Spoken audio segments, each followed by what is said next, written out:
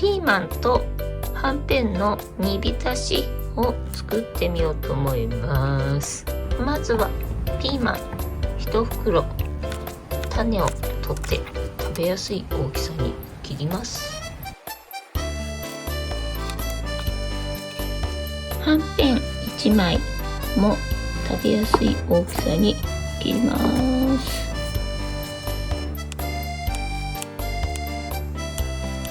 鍋に入れて水 500cc、 安丸だし1袋破いて入れます。蓋をして火にかけてピーマンが柔らかくなるまで煮ます。中火で5分ほど煮ました。はんぺんは膨らんでくるので落とし蓋をした方がうまくいくかもしれないです。ではそのまま冷まします。はい、ではそろそろ冷めましたので食べてみましょうかね。ではいただきます。これはうまいね。はんぺんがいい具合に出汁を吸ってて、これは止まらんね。七味かけて食べてもいいかもしれないな。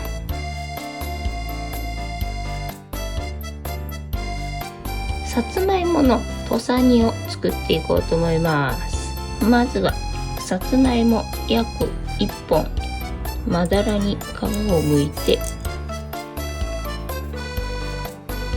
1センチ程度の幅の厚みの輪切りにして鍋に並べます。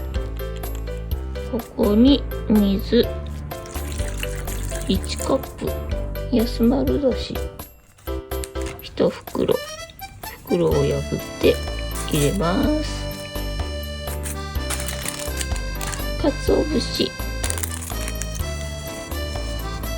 醤油少々、蓋をして火にかけてさつまいもが柔らかくなるまで煮ます。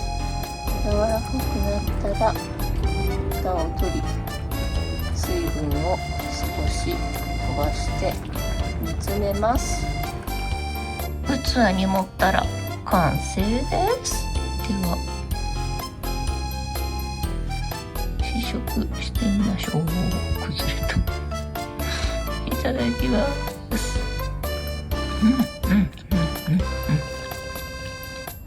これはカツオの旨味がしっかり効いてますね。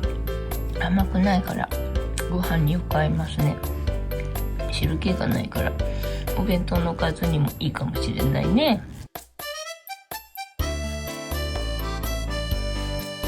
シーフードミックスを使って里芋とキャベツの煮物を作ってみようと思います。まずはキャベツ4分の1個分をざく切りにして鍋に入れます。里芋、水に量がわからないけど 1,2,3,4,5,6,7 個分。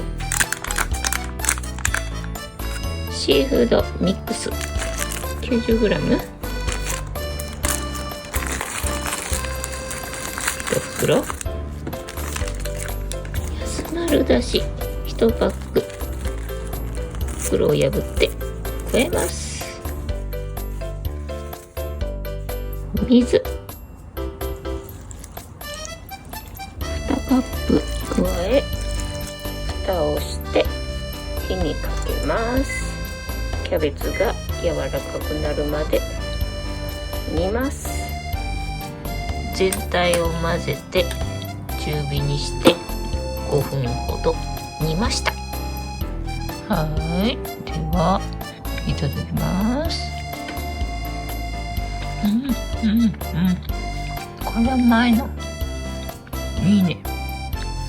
里芋とキャベツの煮物なんて初めて作った。これはいいぞ。これは定番のおかかずになりそうだ。サトイモとイカも